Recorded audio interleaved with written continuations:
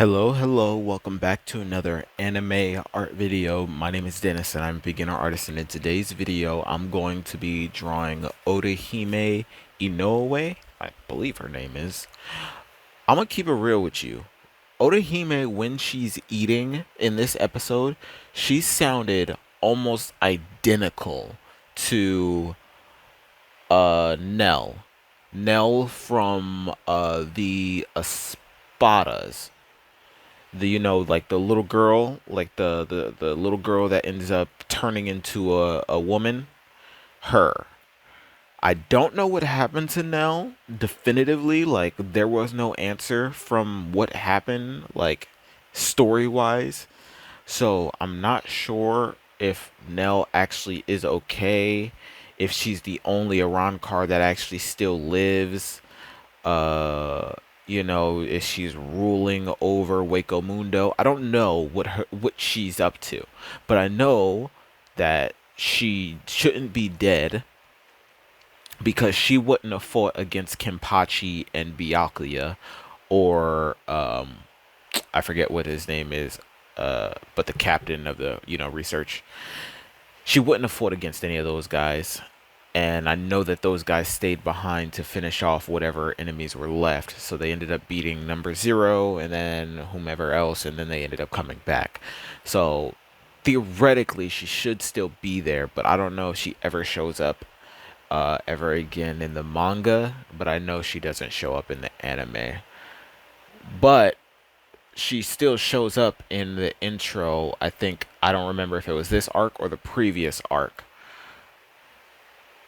uh, that's a dumb statement because the previous arc technically would have been, you know, the arc with Aizen. I think she shows up in this intro. I can't be too sure because I always skip the intro, but um, I hope we see her again. I like her as a character, but I said all that to to say that she sounded Orihime sounds it sounded exactly like her this episode. And also, on another side note, Chad ended up getting stabbed by the sword that he knows can alter memory. Not that he had a choice, but you would think that you would have more of a guard, right? Like, if you know that somebody uses their power when they're close up, you would think that you would try to avoid that more often than just avoiding like to come in contact with an individual. Like, if you were to go into a building, right, and if you see somebody across the room, you're not on guard as much as you would be had they been closer, right? So Chad, knowing that this dude is more dangerous up close than he is further away, you would think that he would be on guard to protect from this dude being able to close the distance with him. And I'm let you know this one thing with Chad saying, and I quote, to Uvo or Ginjo, with him saying, I had whatchamacallit create a room that's harder for me to do my own personal training. It means that he thinks that the training that Ichigo is doing is easy. And if he thinks that the training that Ichigo is doing is easy, Ichigo just beat, or not beat. Well, yeah, he did beat. He beat the girl with dirty boots. I forget what her name is. But he beat her, right? So he fought one of them. So Chad believes that he can fight them. And if he does believe that, then why did he even, like, why was this dude able to speed blitz everybody and get behind Chad? It doesn't, you know, add up to me. I think Chad is not on his guard. It doesn't make sense for Chad to have out his weapon and then end up having an enemy come up right behind you and then have you turn around and then get stabbed. No, no, no. For somebody who has been sensing spiritual pressure for mad long in this arc, like constantly being like, "Oh, Orihime's in trouble. There's somebody spiritual pressure next to her," for you not to be able to sense this dude standing behind you, it doesn't sit well with me. But It is what it is. This arc is good for what it is. It's good for Ichigo to get it's it's good for Ichigo to get his spiritual pressure back, and it's good for Ichigo learning how to use his spiritual pressure effectively. So the fact that he was able to see Ginjao this episode when he had his eyes cut and he was able to see the spiritual pressure outline of him makes me think that Ichigo in the future will probably be more in tune with his spiritual pressure. He'd be able to sense people better, so on and so forth. And I hope they actually make a showing of that rather than just having him be like, okay, Ichigo got his spiritual pressure back. Now he's just stronger, but he's still a dense when it comes to feeling out anybody's spiritual pressure, and he's still a dense when it comes to uh blocking his own spiritual pressure, and his like spiritual pressure just like leaks out in abundance, right? Because if I remember, um Ichigo, that's the reason why Ichigo's sword is so long, right? Because his spiritual pressure, he doesn't tone it down enough. I know that there's a lot to tone down. That's why his sword is so big. But I look forward to seeing what Ichigo's future self is. But let's get into this.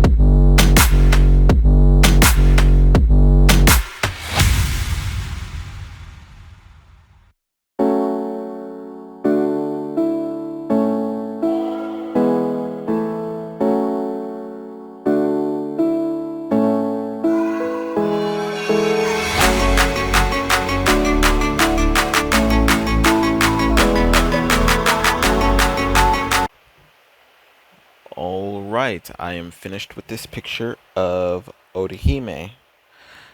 I think it came out all right. I would say that this hand here is a little bit small compared to, I'd say, the original, but even still, I think that it almost works because like the look on her face makes me think of like more chibi, and chibi is like big head, small body. So the fact that this is a smaller arm, it almost kind of works for me personally. It looks like it belongs there, right? But, you know, you and I both know that the original arm is a little bit thicker than this. But if I think about it in terms of chibi, this works. So, you know, it's fine if that's the case. But that's it for this video. If you liked it, be sure to leave a like, subscribe. If you didn't, let me know what I can do in the comment sections to make it better for you to watch next time. The glove is off. Peace, love. Thanks for watching.